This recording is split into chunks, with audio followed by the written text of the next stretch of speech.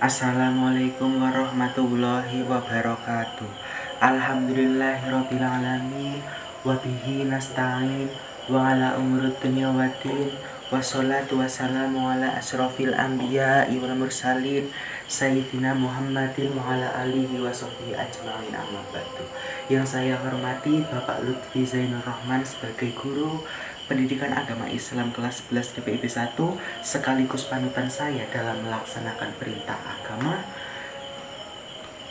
Jamaah yang berbahagia, pada kesempatan kali ini saya akan menyampaikan dakwah yang berjudul Kedamaian Hidup Membawa Keberkahan. Jamaah yang berbahagia, sebelumnya, apakah kalian tahu apa itu kedamaian menurut Islam? Kedamaian menurut Islam dijelaskan pada surat Al-Anfal ayat 61 yang berbunyi, A'udzubillahi minasyaitonirrajim. Bismillahirrahmanirrahim. Wa in janahum lisalmi fajna laha wa tawakkal 'alallah innaha huwas samiul alim. Yang artinya, dan tidak mereka condong kepada perdamaian lisal, maka condonglah kepadanya dan bertawakallah kepada Allah. Sesungguhnya dialah yang Allah yang maha mendengar lagi maha mengetahui. Quran Surat Al-Anfal ayat 61. Kata saum dalam ayat di atas memiliki arti damai atau perdamaian.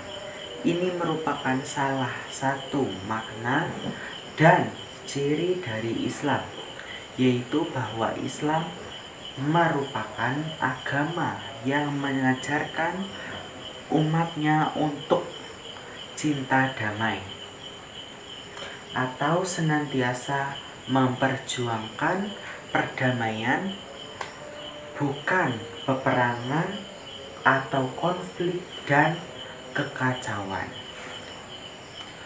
Peperangan itu boleh dilakukan apabila terjadi pada keadaan yang terkepepet.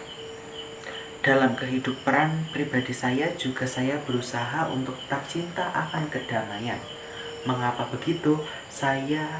Yang saya tahu, damai itu hanya dapat tercipta atas rasa syukur dan rasa sabar. Ketika kita telah menjalankan keduanya, maka dipastikanlah hidup kita akan merasa nyaman dan damai. Untuk bersabar dan bersyukur itu bukan perihal yang mudah.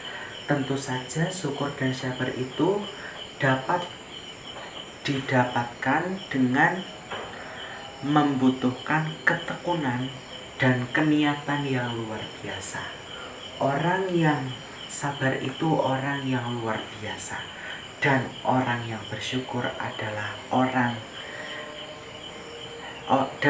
yang bersyukur atas apa yang telah didapatkan itu lebih luar biasa. Jamaah rahimakumullah, baru saja saya kemarin mengalami, entah saya menyebutnya itu rezeki atau malah saya menyebutnya itu musibah. Pada saat pulang sekolah, saya melewati salah satu polres atau polisi resort atau yang sering disebut dengan kantor polisi di daerah Perembun. Kebetulan saya belum memiliki SIM dan saya ditilang. Kenapa saya sebut itu sebagai rezeki? Di saat itu saya merasakan, yang saya rasakan saat itu santai dan tidak panik. Pada saat itu juga saya mendapatkan ilmu baru tentang berlalu lintas. Oleh karenanya saya menyebutkan ilmu baru itu adalah rezeki. Dan apabila saya menganggap peristiwa tersebut adalah musibah, saya telah salah besar. Karena saya tidak mensyukuri atas apa yang ditakdirkan oleh Allah Subhanahu wa Ta'ala kepada saya pada hari itu, seperti apa yang disampaikan Pak Zen Kita harus selalu berpositif thinking dan selalu bersabar, bersyukur.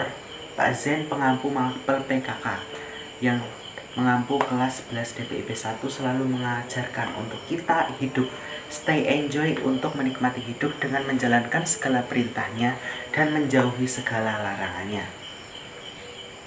Saya bukanlah orang baik yang selalu berbuatlah baik. Manusia pada biasanya juga tentunya berbuat kesalahan dan mungkin marah. Bahkan saya itu termasuk orang yang baperan. Ketika ada orang yang mengingatkan saya, orang yang menegur saya, saya itu suka merasa kurang nyaman, dan dalam bahasa Jawanya itu suka dongkol jengkel terhadap orang yang mengingatkan saya secara kasar maupun secara halus. Namun secara kata hati saya itu berkata bahwa itu ke diri saya itu kayak tidak nyaman. Lama kelamaan saya pun menjadi tersadar dan lebih introspeksi diri, dan saya berusaha untuk menyadarkan diri saya bahwasanya saya yang salah dan mereka yang benar. Karena sesungguhnya yang paling mengetahui hanyalah Allah Subhanahu wa Ta'ala. Jadi apapun yang kita alami, apapun masalah yang kita alami, itu lebih baik kita serahkan kepada Allah Subhanahu wa Ta'ala, dan kita harus selalu introspeksi diri atas apa yang kita kerjakan itu benar atau salah. Semisalkan kita merasa tidak ada salah yang kita lakukan, jangan terlalu membela. Dan intinya yang paling penting itu kesadaran diri kita supaya untuk ditingkatkan lagi dan meningkatkan toleransi dan saling menghargai antara sesama. Sedikit berhubungan kan kedamaian dengan mental manusia itu.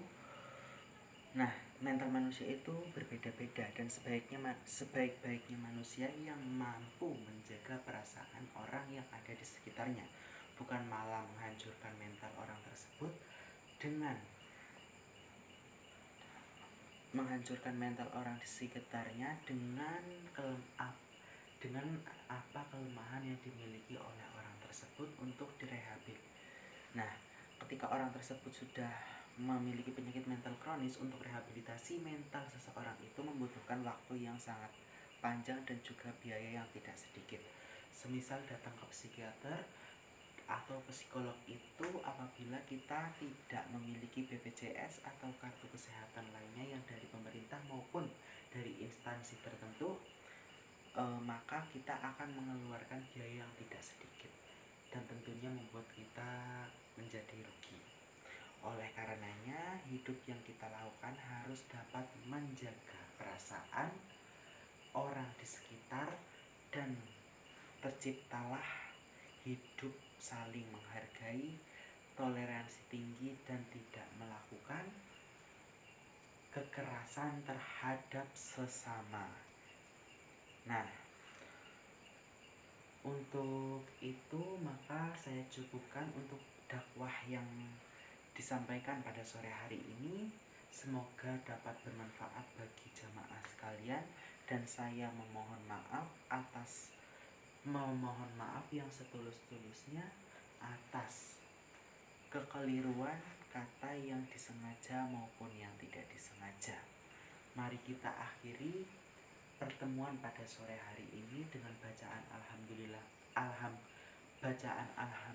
hamdalah bersama alhamdulillahirabbil alamin. Sekian dari saya. Wassalamualaikum warahmatullahi wabarakatuh.